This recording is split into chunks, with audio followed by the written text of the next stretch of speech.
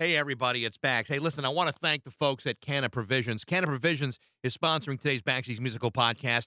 They are an adult-use cannabis dispensary with the largest selection of cannabis products in Western Massachusetts. With locations that are both in Holyoke and in Lee, they offer a warm, unique shopping experience with guides rather than bud tenders. In fact, they're not just a dispensary, they're a destination. Visit cannaprovisions.com. That's provisions.com. Adults 21, please, and please consume responsibly. And now, today's episode of Baxi's Musical Podcast. It's Baxi's Musical Podcast.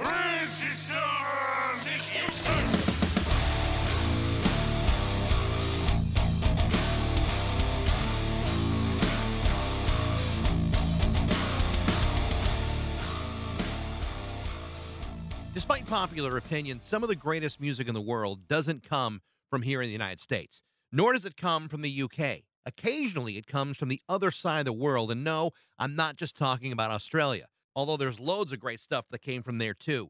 I'm talking about the island nation that's 2,300 miles east of Australia. I'm talking about the country of New Zealand. Between 1972 and 1984, the band Split Enz released 10 albums.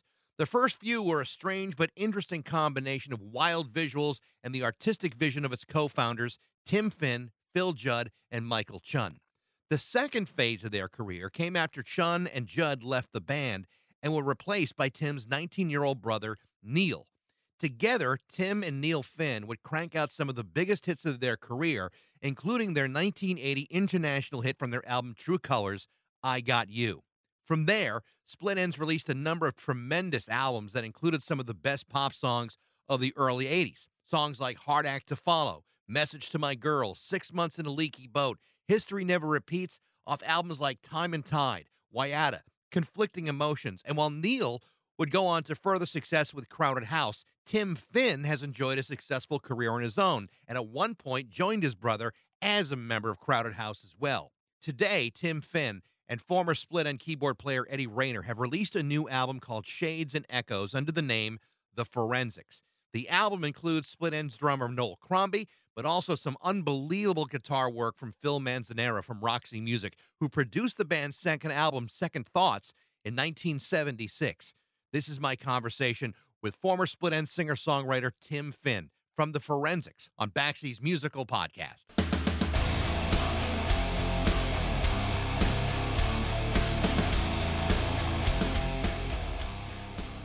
Well, I have to tell you, I'm listening to the new album for the last couple of weeks, and I'm not just saying this because I have you on a Zoom call. I legitimately, really, really like this album a lot. In fact, I've had Chances Are in my head for weeks. So I don't know if I should be thanking you or charging you, but it's such a great song and a perfectly good first single off that record. Thank you. Yeah, we kind of knew that was the one. And it's just, it's the beginning of people becoming aware of this project, which is, it had its beginnings in looking back at old Enz material and finding those jewels that we could start new songs with. So yeah, just looking for clues, like the album's called the act is called Forenzics, because we were literally, kind of looking through this, the past, if you like, I was reading up on how this kind of all came together, and it's interesting to me that you're taking bits and pieces or inspiration from your previous Split Enz material, Mental Notes and Second Thoughts. It's not like you're rehashing anything. It's like you're being inspired by your own work, and I think that's really, really cool to be able to do that.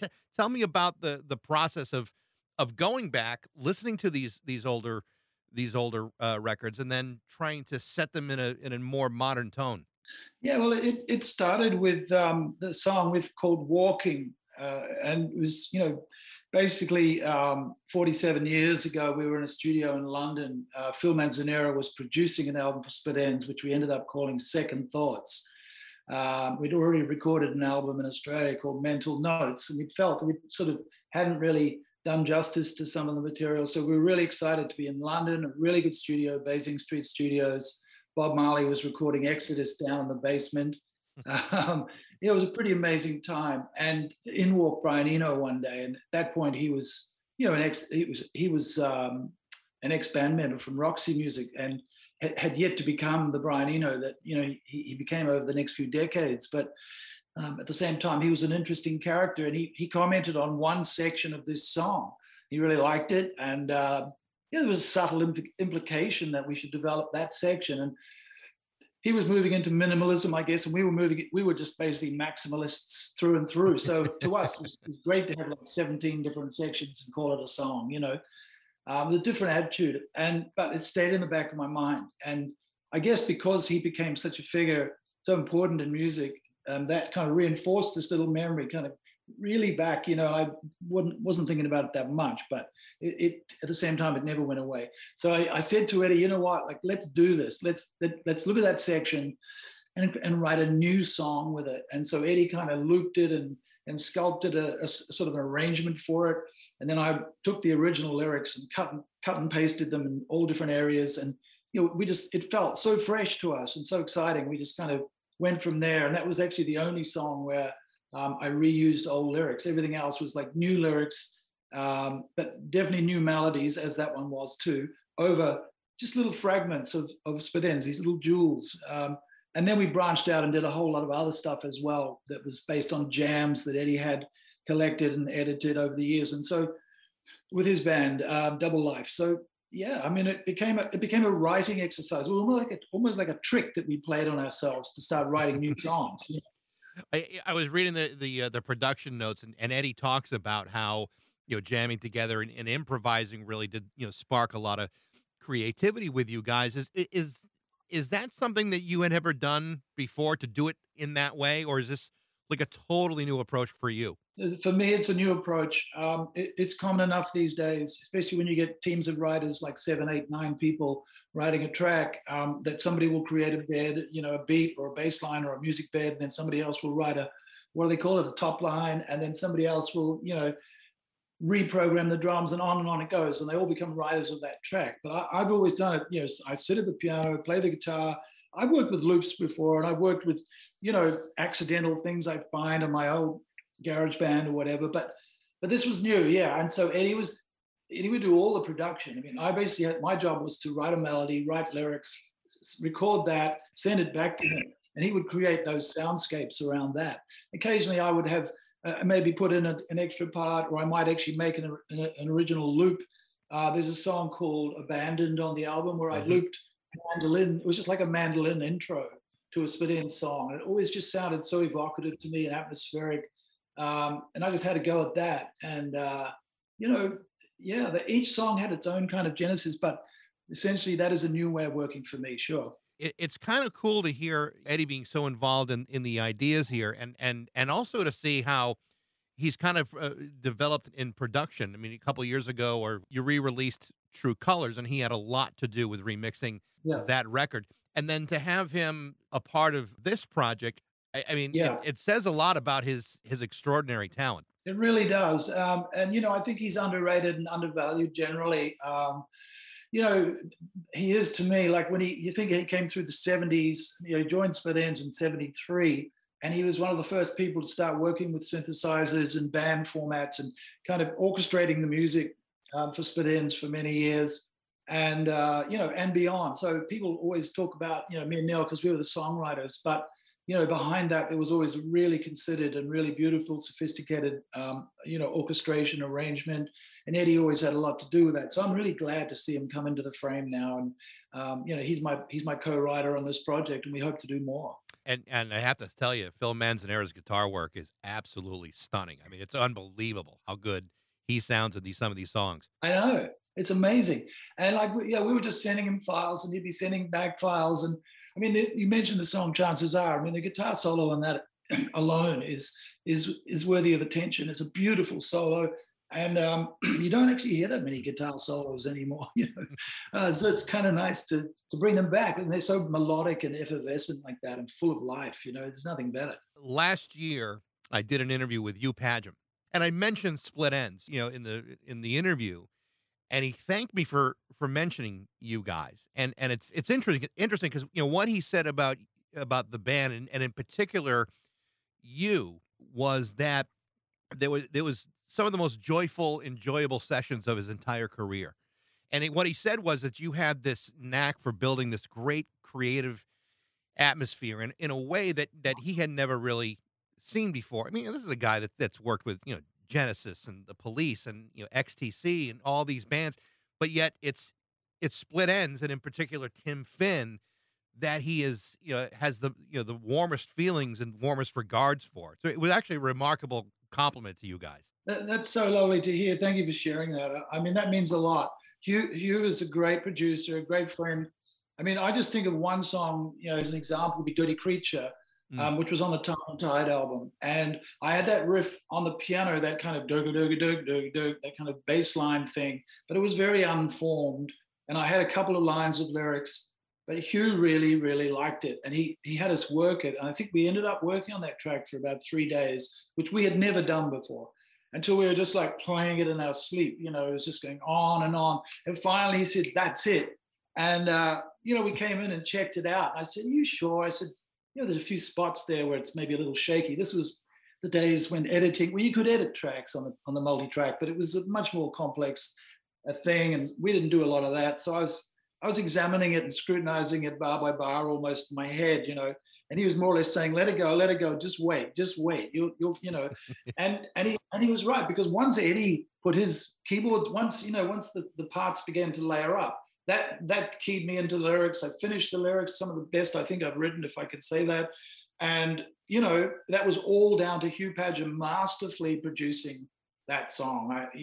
I give him full props for that, and a lot of other things too. That whole album, Time and Tide, when he says that you are creating a really conducive creative atmosphere in a way where other people could not or were not at the time, do you know what he's talking about? I mean, was there something? What were you doing that was different, or would you even know whether it was different from anybody? Why? How were you able to create that kind of atmosphere? I mean, it's a very great compliment. I mean, I don't know. I think I'm a good collaborator, and with the band, we'd always listen to each other all the time. It wasn't like just somebody riding roughshod over the whole thing.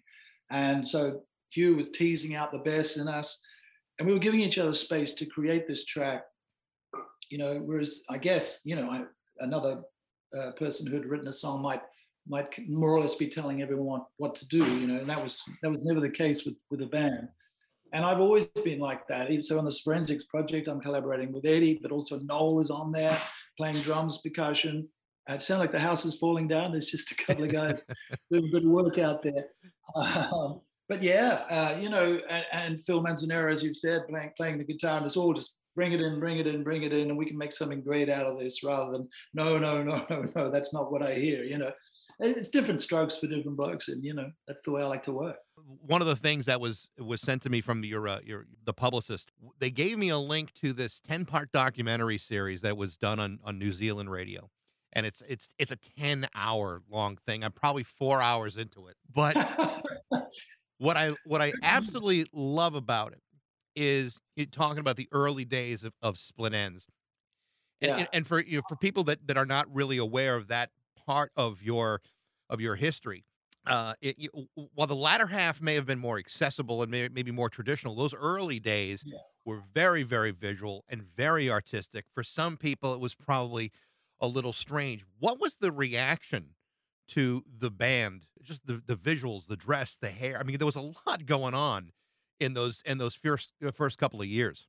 It really was. I mean, Noel Crombie created those costumes himself. He basically sewed them together, and then he would give us a haircut. He'd be sculpting us and shaping us, and we just loved it because it seemed to work with the music. I mean, the music was very kind of, full of changes and abrupt sort of shifts, and things were happening, and that just seemed to suit, the whole look as well. So we became this one thing, called Split Ends, and it would take us an hour to get ready to go on stage, and by the time we were ready, it was all on. And I mean, I think people were taken aback. I mean, we had some people when we first went to Australia. We had a little cult following in New Zealand initially. Then we went to Australia, and there were some people coming up to us saying, "We've been waiting for this to happen." And the very next day would literally be booed off the stage. We were put on at some inappropriate sort of gigs, playing supports to rock bands, pretty hard rock bands, and cigarette butts were thrown at us, beer cans. I mean, we had everything. We even did this festival once where We were put on at 8 o'clock on a Saturday night in 1973, and the crowd were really drunk and really up for something, but not us. And there was quite a bit of booing. And the MC actually came out, tapped me on the shoulder, and said, "You have to get off." And, I don't think many artists have actually had that experience. Well, it's what's amazing about it is, I mean, you just, I'm kind of fixated on the time frame here. You're 1973, 74. A lot of the visuals of like a David Bowie were just being introduced around the world in 1972, 73. Glam rock was out there, but you guys were like on a different plane compared Yeah, to like, T-Rex or anything else that might have been out there. It was I can see where some people either got it or some people were horrified, not by the music, but by the look. I mean, it had to be real yeah. jarring for some people. I mean, we brought it to the States in 1976 and did a tour there. And we were at a fairly extreme point in our theatricality at that point. And yeah, it was a love hate. Some people loved it. And I guess some people hated it, but there was no internet, there was no chatter, there was no, nobody was dissing us online. So we never really knew, how many people loved us or how many people hated us. But I think we stayed in people's memories. And what I love about it is that years later, 40 years, whatever we are now later, people will say to me, "I remember you playing this show in 1975 or 76, and it was one of the best things I've ever seen." And they remember it. And I think we tend to think of gigs as being very ephemeral, here today, gone tomorrow, next town, all forgotten, but they're not. And people really remember a great show. And I think in a weird way, they have a more lasting value than a recording does. I know for me, the things that I remember are kind of being introduced to the records. I mean, I remember when I Got You was introduced in the States, and it was a decent sized hit. But when I got to college, I was introduced to Time and Tide and Wayata and, Conflicting Emotions, and I got to really learn those albums a lot, even True Colors as well. But I've always felt this about Split Ends. The best songs lie beyond your biggest hits. There were songs in those records that to me are just, they're remarkable songs. That a lot of people in America simply just don't know. And it's too bad because the people that know what I'm talking about. The Sandy Allen, Missing Persons. I mean, all these songs are just, they're remarkably well crafted pop songs that I think need to be rediscovered by some people. Yeah, I mean, the back catalog, or the whole catalog of Split Ends has been neglected over the years. It's been passed around and sold on from one label to the next. I mean, we used to be on Chrysalis in the UK, and now I think we're on some label called Blue Raincoat or something. We have a guy who's sussing the whole thing out for us for the first time in 40 years. So methodically going through, looking at the old contracts, trying to talk to the right people in the labels, and we're going to try and organize it a lot better in the future. So that's a long-term project. It's going to take a few years probably, and then who knows? We may do a tour, but I sort of doubt that now. But at least the recordings will be in a good place, I hope. But you're right. I mean, there's always that's the case for any act. There's always tracks that are only known to the Conoscenti, and they are known to those people extremely vividly, as if it was just yesterday. Like they and maybe it makes it a bit more special if they're not too mainstream. Some of these songs. But one of the things about Forenzics that's exciting for me is we are going back. If we can stimulate any interest at all in mental notes or second thoughts or even dysrhythmia, people can listen through to the Forensics album, and there's not just the original idea that we might have built a new song with, but there might be something in the arrangement, like Eddie might play a part on a celeste or some kind of sound, and it might reference another song entirely, and it might have been just a guitar part that you never really noticed before, rather than the main melody or the main chord sequence. It might just be one little shift, and you'll go, oh, you're bringing the place to life. But yeah, so I'm hoping that people will just listen and let their imaginations run wild. Yeah, and like you said, I think listening to the forensic stuff may prompt you to say, well, what is it about those songs that harken back to 1973 or 74? And I listened pretty intensely to the forensic record, but then I also went back to Second Thoughts and followed along in some of the notes. I said, "Oh yeah, okay, now I see it. Now I hear it. The words are, this little flourish. Yeah, yeah. I totally see it." And I thought it was a really cool way of approaching it, because there are many people that would just simply use a formula to kind of be doing the same thing, and that is not what you guys have done at all. Can I call you fan number one? You are the number one. This is the kind of thing we want. Anytime. I can be over in 18 hours if you let me. Uh, I know. I'm really glad to hear you say that. That's lovely. I was doing some more research, and I was looking a little bit at your brother's career too, and it didn't occur to me that when he joined Split Ends, after Phil Judd had left the band, and Neil comes in, he was only 19 years old at the time. I didn't realize how young he was. I mean, and to kind of blossom into this great songwriter, and not necessarily overshadow you, but he was a great songwriter at such a young age. I mean, I think that's remarkable. Yeah, I mean, actually, when we asked him to join, he was 18, and then he turned 19. That was in 1977, Hmm. late 76, early 77. And he'd never played electric guitar. We were looking for an electric guitarist. So it was a very classic Split Ends thing to not actually find an electric guitarist, but to find Neil. And, he was just such a great part of it all. I mean, he'd watched it from the outside. I think he was 13 when he first, saw Split Ends play in Auckland, and it stayed with him. Like he just haunted him. And so to then become part of the band, to get to know Noel Crombie and all the guys.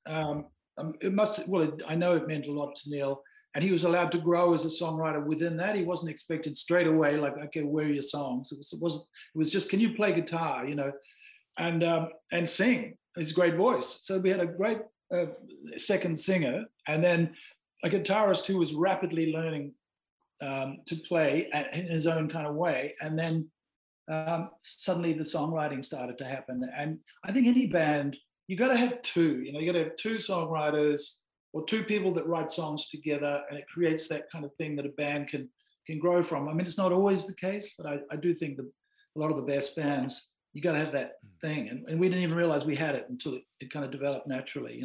We had heard Neil sing. He supported Split Ends when he was 16. So we knew he could write songs because he'd been singing some of them then. But we don't think about that as the uppermost thing. We needed a guitar player. So it was never one of these things where your mom or dad says, "Could you please hire your brother? He's not doing anything. We can't get him off the couch or anything." It was nothing like that. No, it's nothing like that. In fact, I think my parents, or mom anyway, was pretty concerned that he was going to go over to England at the age of 18, 19. But at the same time, she knew he was joining with me, and so I guess that comforted her. I know that in a lot of different situations, having a brother in a band is difficult. It's a different kind of relationship than you would have with some of the other guys, like sort of the Everly Brothers or even the Gallagher brothers from Oasis. I mean, it is a relationship that you have had for your whole life, and maybe there's things that you can get away with or try to get away with as brothers.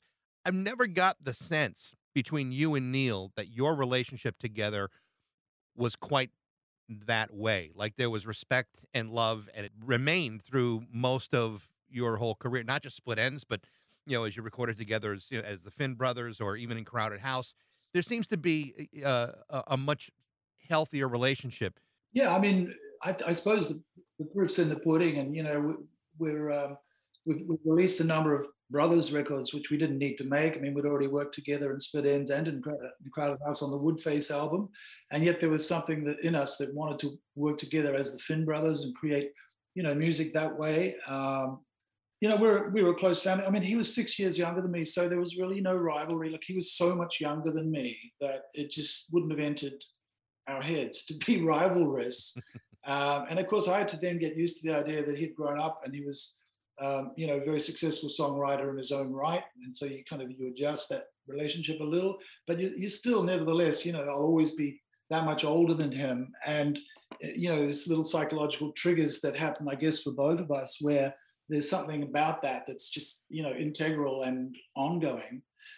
even though we're both men. And in fact, he now is a grandfather, and I haven't even reached that stage myself. So it's funny how we're reaching these different phases in our lives, kind of out of whack. But yeah, I saw him just the other day, and we were strumming guitars together, so it felt nice. To play with Noel and to play with Eddie and to still have a great relationship with your brother and still play music with him. Do you ever talk about the idea of reforming Split Ends? I mean, I know that you've played gigs here and there along the way, but there hasn't been a new Split Ends album in many years. I mean, is there ever been any thought to that, or is that kind of like yesterday's work? I think so. Yeah, there's no plan, and I think we've kind of all got our different projects going. It'd be hard to sort of squeeze it in. I mean, although it is so much easier now to record with file sharing. I mean, I've made an album with Phil Manzanera now, the one with Eddie. There's another one with an Irish friend of mine that'll probably be coming out later in the year. It's possible to be so much more productive when you don't have to actually book a studio and be in the same geographical location. And I'm sure there's a lot of content out there, a lot of stuff pouring down the pipeline. As during lockdowns as well, people sitting at home making albums. There must be more out there now than ever before in history, and I don't know if that's a good or a bad thing, but for me, it's been a great thing to be able to be so productive and just to pivot from one project to the next. What challenges do you see in that, though? I mean, there are. I mean, I've heard it done, very well, and I've heard it done not so well. Where you're file sharing and putting things together, like a puzzle and putting it out on Pro Tools. In some way, you can hear it. I don't hear it with the with the forensic record at all. I mean, it all sounds like you're playing together and very tightly. But I don't know if you feel this way or not. But being together and playing together is still maybe the best way to do it. Or have we gotten beyond that point? I don't know. I think it's an interesting question. I would say yes and no, probably. I would say for some people, for some kinds of projects, you would have to be in the room. And then there are other kinds. And it's how free you let yourself be and how egoless, in a way. If you send a file to somebody and it comes back sounding really different, are you cool with that? Is that, can you take that if people are just playing with ideas in virtual space? Or are you somebody who likes more control? I mean, I think it comes back to that collaborative thing that we were talking about, where I'm very into collaboration. I love it when something comes back changed, as long as it's good, which it has been. It really has been. So I'm not sure, actually. Isn't it interesting? I mean, it is. It won't be long before robots are writing songs. I mean, they kind of already are. I don't think they will ever be as good as human songs. But little kids, young kids might get fooled. They might like it just because it sounds modern or novel to them. And that would be sad. In this new way of approaching songwriting, with improvisation and jamming, with Eddie, do you see yourself doing a lot more of it that way, or is this just still kind of like a project idea for you? It's sort of hard to say. I would like to think so. There were quite a few tracks left over from this that we could finish if we choose.